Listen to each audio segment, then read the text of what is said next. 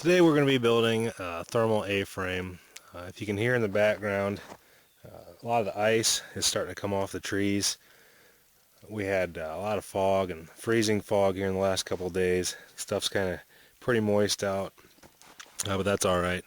We'll make it work. With this thermal A-frame, we're going to have a few tools we're going to use, and these are tools that can most bushcrafters use. We're going to use a saw, and that happens to be a Sven saw. You can use a pocket knife and 550 cord and an old tarp.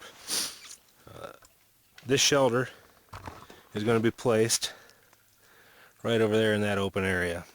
We want to be sure we don't have any animal trails going through it.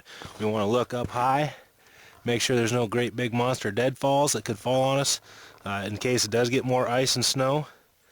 And we want a flat, level spot to put it in with plenty of snow. Now, it's ideal if you can build this shelter in the fall and then have it snow on top of it, but that wasn't an option this time. So we're going to go ahead and start clearing out an area. We're going to clear out an area for our shelter, take it all the way down to bare earth, because bare earth radiates even when it's frozen from 18 to 22 degrees. That's what I was taught. So we always go down to bare earth for our snow shelter, so we'll get that radiating heat. In case it's 20 below outside, you could end up having a shelter that's 28, 30 degrees, but you don't want to get it above that, obviously, because it'll start melting. Alright, we're going to get this dug out. Alright, you can see the size hole that you're going to want to dig out. That dog's about 140 pounds. Pretty close to about 4 foot long. You can see the size of the snow shovel right there. We want to get her down all the way to that bare earth if we can. And now he's going to collapse it in on me, which is great. I'm going to go over here to my pole pile, and those two that are leaning up against that tree, that's what I'm going to make my bipod out of. Then one of the longer ones is going to be my ridge pole. And then I'll take some stuff out of my snow-covered firewood pile to make our supports. So we're going to do some lashing and get this thing going.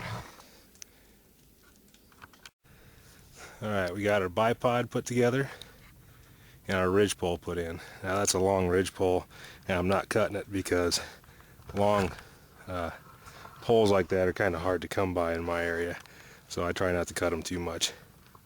You see we've got shear lash there, and then for the bipod, and then another shear lash for the or diagonal, either one will work, but for the ridge pole. And we've got that bipod angled back, and you'll see why later. We've got to put a headache bar across there to help hold snow, and then we're going to start putting some cross members on it. Alright, we got the rest of our basic framework put up. If you notice, we've got that big headache bar going across there. And that's going to help hold the snow and help hold it over the door opening for insulation. And we've got those other logs stacked up down below, and that's to make our doorway, so your head will go right down there. Headache bar, get it as big as you can, because the snow is going to stay up there and keep you insulated. The logs down below, you can just fill those in with snow. Now, you don't have to use a tarp for this. You can also use pine boughs or any other material that you have. You can use parachute, you can use bed sheets, you can use blankets, use whatever you want. Alright, but all we did is make a basic, just like a debris shelter, except we space them out a little bit more because we're going to put a tarp on there. So the next phase is to get the tarp on, and I forgot to add one thing we're going to need is trash bag to make the door, or a piece of parachute or something like that, and I'll show you how to do that in a little bit. Alright, got the tarp on it, got the snow put on it. You want about 12 inches of snow on it all the way around. That gives you the maximum insulation. We're going to build a door here in a little bit. We're going to use a trash bag, fill it with snow, jam it in there, and that way it'll form to the door, and when it freezes, you can pop it out, and when you're ready to go to bed, you just pull in there, grab a hold of it, and pull it in, and it seals it up. It's not airtight, so you're not going to die in there, but it works pretty well. We get a look down inside here. There's a little bit of snow in there. If you notice, the tarp ran a little short, but with snow like this, it's okay. I'll just have to go in there and pat it up on the side. It's no big deal. But if you notice, it's not a big shelter. It's got this lip right down here. That's where your head's going to go. Not a lot of room. You could probably fit 2 people in here, but it'd be very uncomfortable, but it'd be warm. Pretty easy shelter build though. We're gonna go do a door. Alright, we added our door plug. I had to make my door just a little bit smaller to accommodate my door plug. There's nothing wrong with that. Let's see. Just a garbage bag. You can form it in there. Make your door plug. That's all there is to it.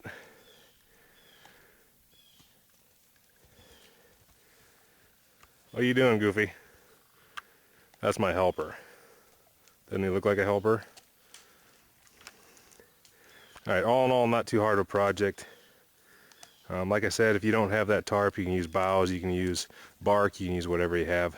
But this will actually keep you pretty warm at night. Tonight it'll probably get down to, I don't know, 20 degrees or so.